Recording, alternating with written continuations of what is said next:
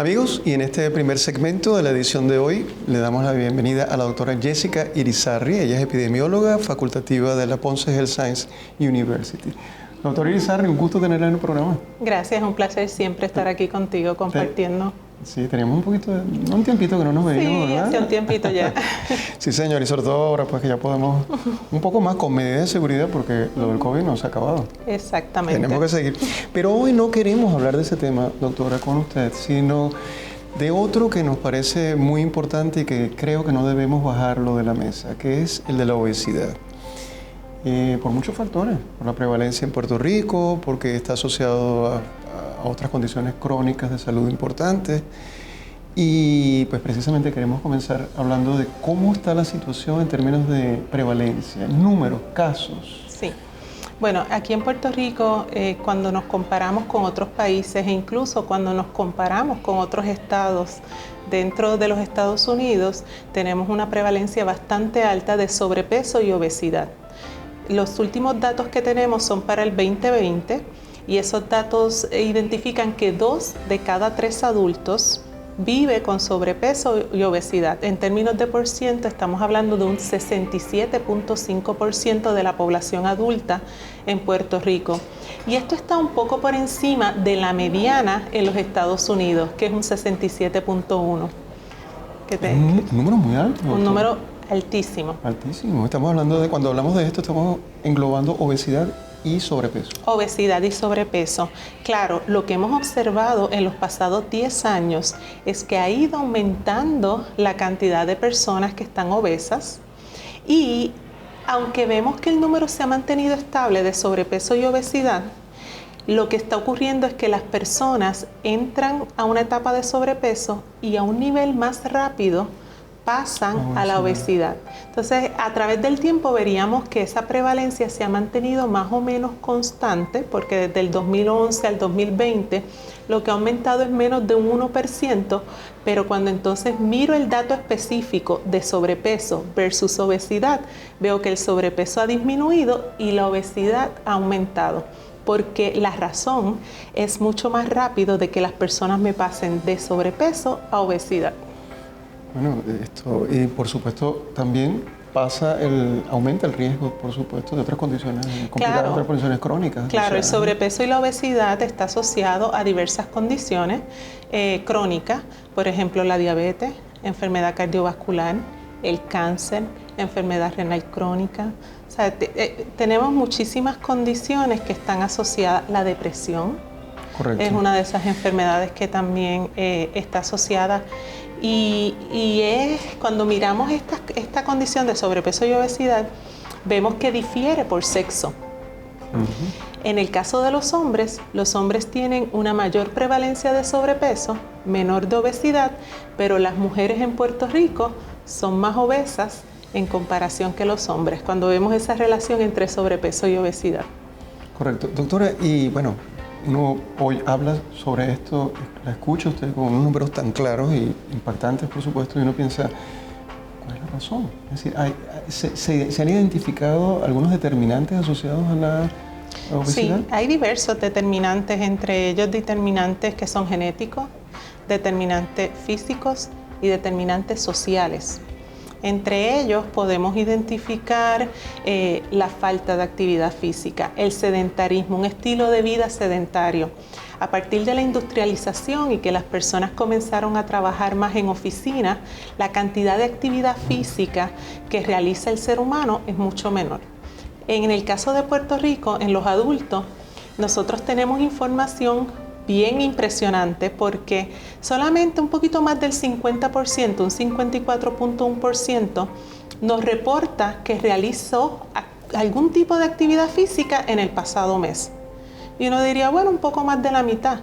Pero cuando se le pregunta a ese adulto en esa encuesta que nosotros realizamos, si realizó suficiente actividad física como para cumplir con las recomendaciones de actividad física, solo el 7.3% cumple con esas recomendaciones.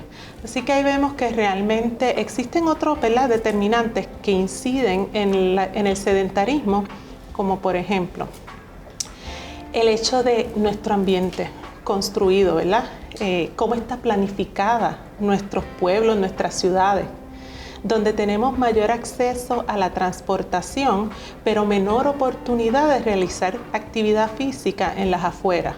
Nuestras calles no son seguras, las calles no están iluminadas, ¿verdad? Suficientemente iluminadas. Los parques o las áreas recreativas que se han construido para hacer actividad física han sido abandonadas y ya las personas y las familias pues no pueden ir a disfrutar de esas áreas como en otro momento.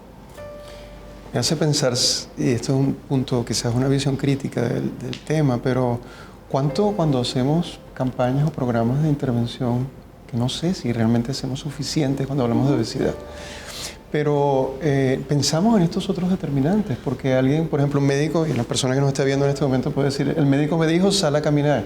Pero yo llego a las 6 de la tarde, cuando llego tengo que atender a los niños, en el área donde yo vivo no es segura para caminar después de las 7 de la noche. O sea que son múltiples factores que inciden y que no es necesariamente, pues es que tú no estás haciendo la dieta correctamente, es que tú no estás alimentándote correctamente. No, y no solamente para el sedentarismo, hay otras áreas que ocurre lo mismo. Se dan recomendaciones para aumentar el consumo de fruta, para aumentar el consumo de vegetales. Exacto. Y entonces una familia que se ve quizás con un ingreso bajo, es una familia numerosa que tiene que rendir, ¿verdad? Durante el mes el dinero que tiene, pues va a optar por alimentos que no sean tan perecederos como las frutas frescas y los vegetales frescos y que sean mucho más económicos para poder alimentar a su familia. Y muchas veces estos alimentos que ya están procesados pues son altos en grasa, altos en azúcares, altos en sodio y realmente pues están incidiendo, ¿verdad? Determinando el peso de esa familia y a la larga el peso del país. Otro de estos determinantes que encontramos y están bien relacionados a las enfermedades crónicas es que vemos una relación bidireccional entre las enfermedades crónicas y la obesidad. Sabemos que la obesidad puede causar enfermedades crónicas, pero también sabemos que hay enfermedades crónicas que predisponen a la persona a aumentar de peso, ya sea por la enfermedad crónica en sí o por los tratamientos que se dan para atender esa enfermedad crónica. Y un aspecto importantísimo que también determina el peso, ¿verdad? El sobrepeso y la obesidad en la población es el estigma social. Ahora mismo yo hablo siempre como de un círculo vicioso, en donde la persona que se siente, ¿verdad?, discriminada por su peso se aísla socialmente y no participa de actividades que le pueden ayudar a bajar de peso. Y eso a su vez lo puede llevar a tener problemas de ansiedad, de depresión, de estrés, y para manejar esas emociones muchas veces también recurre al alimento y entonces es un círculo vicioso. Y a veces no es cualquier alimento, porque hay personas con depresión, por ejemplo, tienen una selectividad, por ejemplo, carbohidratos, chocolates, dulces, y eso pues no ayuda. Qué importante este punto, doctora. Y hay un determinante que se está estudiando recientemente y tiene que ver con los patrones del sueño. Se ha observado que en aquellas personas que duermen menos de 8 horas, menos de 8 horas, se recomienda que sea entre 6 a 8 horas diarias, también tienden a aumentar más de peso. Incluso aquellas que no pueden dormir bien durante la noche, que se levantan continuamente, pues esas personas también se ha visto que tienen una predisposición a aumentar de peso. Excelente tema, doctora, excelente información, muy agradecidos. Y quisiera cerrar diciendo que la obesidad para muchas personas la ven como un factor que no es clasificado dentro de una enfermedad, y la obesidad es una enfermedad. Exactamente. No es parte de otro problema, es que la obesidad es una enfermedad y como tal debería tratarse. Doctora Jessica Irizarry, encantado de haberla tenido en el programa, esperemos tenerla en una próxima ocasión. A la orden siempre, gracias.